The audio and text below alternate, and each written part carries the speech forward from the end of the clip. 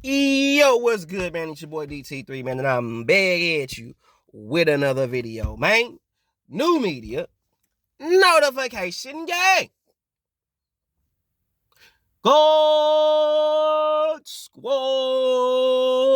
What it is, man. Look, check this out. So, look, man. Told y'all, Marvelous Marvin Hagler told y'all that it's hard to get up for fights when you are sleeping in silk sheets. That's why you get what you got with Assange's Larry Lara and Danny Garcia. Danny don't want nothing. Danny ain't wanting for shit. Danny ain't hungry. I'm talking about the Danny that beat Zab Jr. I thought Zab was gonna whoop Danny's ass. Danny fucked Zab up. But I haven't seen Danny Garcia be hungry in years. Now, do that nigga still talk out his ass? Yep, that's what he do. He got it honest, no problem. But it's funny how you do. You gotta understand, Danny, your ass ain't training. You ain't living this shit. This ain't that in boxing, hell, combat sports, period, Danny. You know, nigga, ain't no off season. Ain't no off season. You gotta stay ready, so you ain't got to get ready. And when they told you was fighting Sandy Lara, you said I got to get ready when your ass should have been ready because you don't train like that. You're not developing your skills. You ain't fought 2 or 3 years or whatever, but you're not in the gym. At least the people fail to realize is that even when you haven't fought in a year, maybe 2, but you still in the gym, the ring rush will not be as bad, if at all. Because not only are you staying sharp, you keep yourself mentally sharp, you get your muscle memory, you keep your muscle memory, all the shit. You're sparring, so you staying sharp. So when you get a fight, even if you got a year or 2 layoff, you ain't gonna be that rusty. As if somebody who ain't training for 2 years, they might go into the gym maybe once, twice a week, get them a little workout, and then leave, be gone for 2 weeks, or gone for a week, couple days, or whatever. And then they get a fight, because they got a name, or whatever, and then they go into the gym, they go right into camp, out of shape, and they spend they training camp trying to get in shape when you're supposed to go into camp in shape. And I'm not saying in the top physical peak condition that you could be in, but you're supposed to go into training camp in some type of shape. Some type. To where all you really doing is just fine-tuning things, maybe building your cardio up a little bit. But if you're solely going into camp out of shape, and you using camp to get in, boy, you turning training camp into fat camp. And then once you turn training camp into fat camp, you're going to leave the fight in the camp. Because you putting all this energy and effort to drop the weight, lose the weight, make the weight, all the shit. So you're not even really focusing on your necessary skill set and developing that and bettering that. You're more focused on, I got to get my weight down. You do not want to go into training camp worrying more so about getting your weight down than you should not go into training camp, more so worried about getting your weight down than getting your skills up. Don't make no sense. Okay? You go into training camp to help get your skills up and build your cardio and fine-tune things. That's what you do. If you are going into training camp trying to get in shape, and that's what Danny did. And how do you know? Look at Danny before the fight. Look at Danny before the Lara fight. How many times have you seen Danny in the gym? I look at this shit every fucking day on YouTube. I'm looking at all these fighters that y'all sitting there vouching, and these niggas making video galore after video galore every fucking day about these niggas. I don't have to talk. I'm watching what they do. I hear what niggas is saying, but I'd rather watch what niggas do. I don't give a fuck about what a nigga talk about. What are they doing? What they doing? Don't worry, I'll wait. Because there's a lot of foolery and duckery going on. But anyway, Danny is sleeping in silk Louis Vuitton and or Gucci sheets, nigga. He's sleeping in them good Louis V sheets, nigga. Louis V silk sheets, nigga. Shout out to G5 Jeff, man. I was on his live. Not on it, but I pulled up on his live and watched it, bro. Shout out to my boy G5 Jeff, Boxing Verse Log, and my boy Ty, man. Shout out to y'all three gentlemen, man. And my boy Shane, man. You understand me? Shout out to my G's, man. But yeah. So, at the end of the day, for Danny to, and I agree with G5. Like, they had a whole, like, they knew Danny was done. They know Danny done. That's why he get out, he crying and shit. What you crying for? What you crying for, Danny?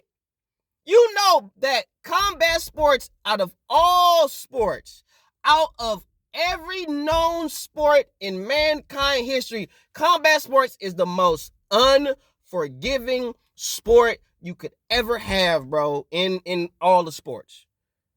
It's like y'all saw, look, give you an example. Just for you casuals that understand better. Miguel Cotto. Can't remember bruh's name. Ali. His name was Ali. Ali. When he fought Ali. That was Miguel Cotto's, like, last fight. That was his farewell fight. Ali whooped his ass. Beat the shit out. They're like, his last fight as a boxer was him getting his ass whooped. His farewell fight was him getting fucked up. Dude didn't feel bad. You know, this is Miguel. You Miguel Cotto's last fight, right? I don't give a fuck. I'm finna beat Miguel ass. I'm finna send him off with a dub on me. The fuck? No. Fucking Miguel up. And that's what happened. Fuck that nigga up. Beat his ass. Beat his ass. So, combat sports is the most unforgiving sport in all sports, bro. All sports. In basketball, you can set a nigga up to even though, like, give you an example. Derrick Rose. Derrick Rose ain't won a championship ever. Right?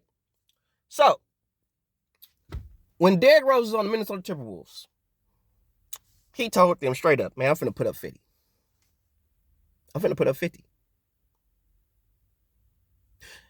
Do you think anybody is really tripping on what Derrick Rose didn't accomplish in his career, or are they looking at Derrick Rose for who Derrick Rose was to the sport of basketball? And on top of that, when he told niggas he finna put up 50, and he actually put up 50.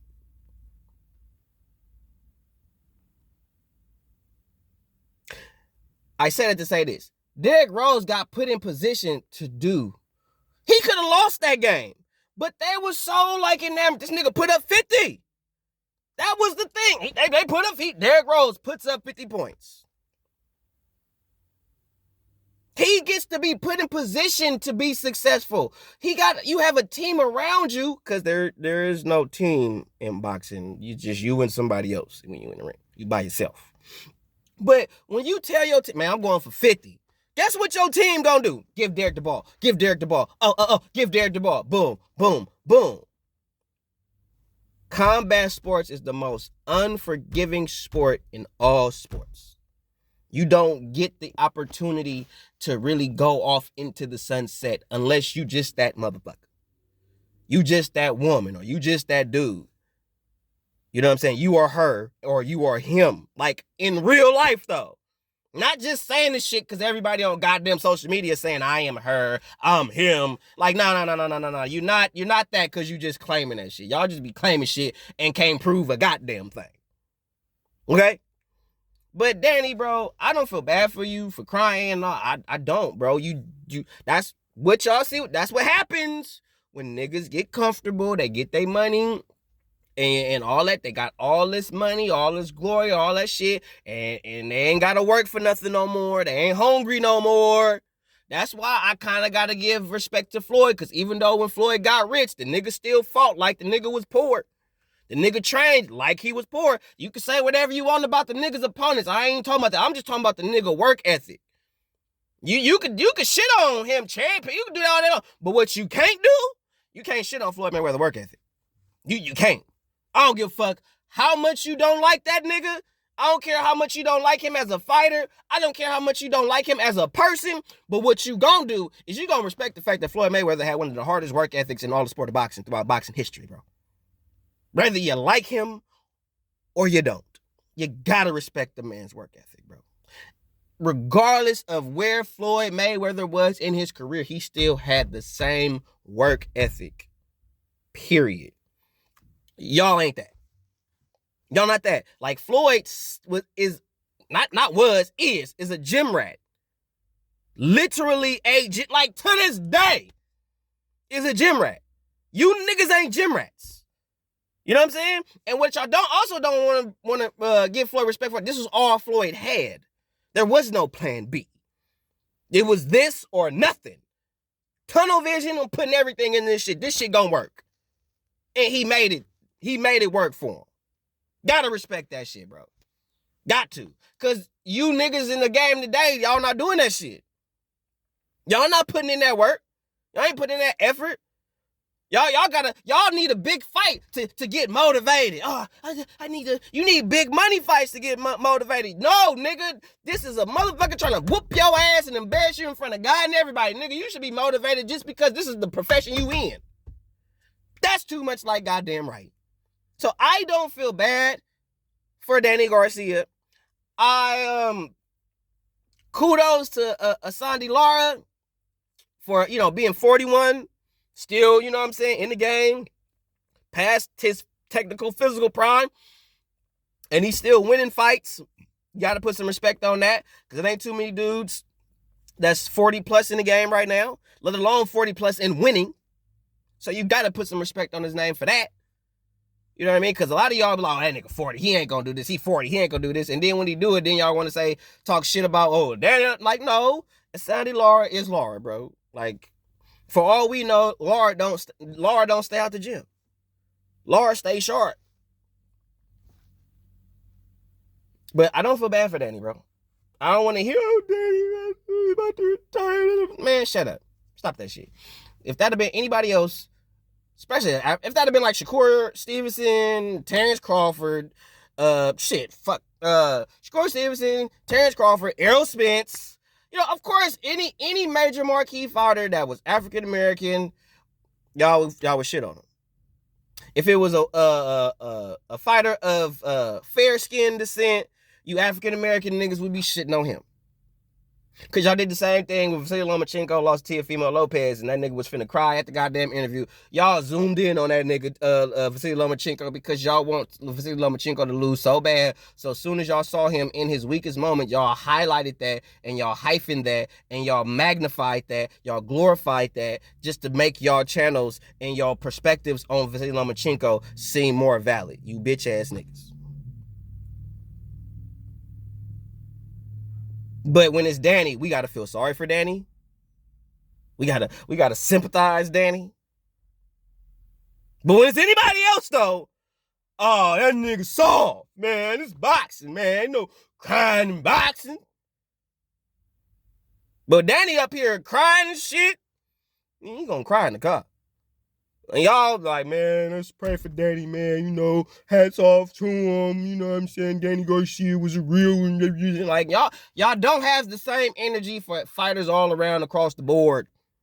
Y'all pick and choose who y'all want to placate to. Y'all pick and choose who y'all want to give the most attention to, regardless of how good a nigga is or how good a person ain't. Y'all pick and choose who y'all want to promote and placate in this game, in sport that we know as boxing. But as far as Danny Garcia getting his ass whooped and dropped, this is the first time he's been dropped. That's because the nigga don't train.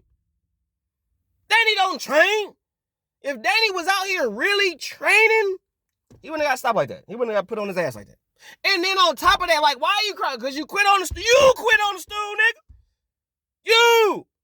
You know about the nigga? You quit on the stool, nigga, and your pride hurt. That's your ass. That goes... For a nigga to quit, for a nigga that's supposed to be of Danny Garcia's caliber to quit on the stool, lets me further know the nigga stopped taking the sport serious a long time ago. Danny, you could have beat Errol Spence. When I saw you fight Jose Bena motherfucking Benavidez, And I saw how you was just letting your motherfucking shots go. And Jose Benavidez is the same, kind of has a similar, not exactly, because somebody gonna come forward and say some dumb fuck shit, try to irritate me. He has a similar style to Errol Spence. He's gonna come forward, he's gonna be in the high guard, he's gonna throw his little shots, all the shit. And Danny, you fought Errol right after the goddamn car accident. You could have CTE'd the shit out of Errol. For real, for real. And I don't say that shit to wish CTE on him. I'm just saying, like, bro, you could have just took Errol out right there. Like, Errol would never have fought Terrence. He'd have never fought again if you would have put them paws on that man.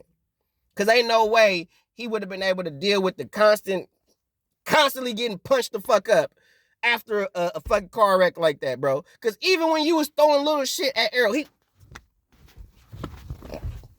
every time you threw something, Errol was like, oh shit, oh shit, oh shit. So if Danny would have let his hands go like he did against Jose, bro, Errol would have lost to Danny. In my humble opinion, if Danny would have let his hands go a lot more in that Errol Spence fight, he'd beat Errol. Danny didn't show up to that fight to beat Errol. He just showed up to get an Errol Spence check. And to use that means to shit on Terrence Crawford at the time. And they put him in there with Danny Garcia to hype up Errol, to kind of keep him busy, to kind of try to give a falsified narrative about Errol Spence, bro. Cap. I don't feel bad for Danny, bro. You can feel bad for Danny all you want to. That's your prerogative. That's your personal, humble, own emotions and or opinion. But me over here, I don't feel bad for the nigga. I don't feel bad for the nigga at all. You know what I'm saying? That's what happens when you stop taking the sport serious. That's what happens when the hunger is no longer there. When you not hungry. Danny don't want nothing in boxing. Whatever Danny wanted to accomplish in the sport of boxing, he's done it. He don't have a hunger. He has nothing that he wants. You have to, in order for you to put in that work to obtain something in boxing, you gotta want something. You gotta want a belt. Or you gotta want a fighter. You know what I'm saying? Certain for y'all want to fight them. I'm train hell whore. I'm kill this nigga. That's it. And once that's over, once that leaves you, or that just leaves the division, meaning when I say leave the division, like a fighter moves up or retires or some shit, and the sole purpose of you is chasing this guy, and now you don't have that motivation no more because you really want to fight this dude. So more than likely, you're not gonna train as hard. You're not gonna put in the extra effort. You're not gonna be the first one in, last one out as you used to be, because you're chasing this guy, and you got all this momentum. So, still, you had a hell of a career, Danny. I don't take nothing away from your career. You fought some good names. You fought some good fighters. You fought a couple great fighters. Don't take nothing away from your boxing career whatsoever, bro. You still duck Terrence, though. But I don't take nothing away from the other shit. From the people you did fight. I don't shit on you for that. You know what I mean? But I do shit on you for one, ducking Terrence. And number two, you quit on the stool, then you gonna start crying, bro. All the shit you've been talking about, you and your daddy, for years. And look at, it's not how you start, it's how you finish. And y'all been talking shit about niggas forever, for years. And that's how y'all end? And you expecting people to feel sorry for you? Y'all can feel sorry for that nigga. I ain't feeling sorry for Danny Garcia, bro. That's y'all. One.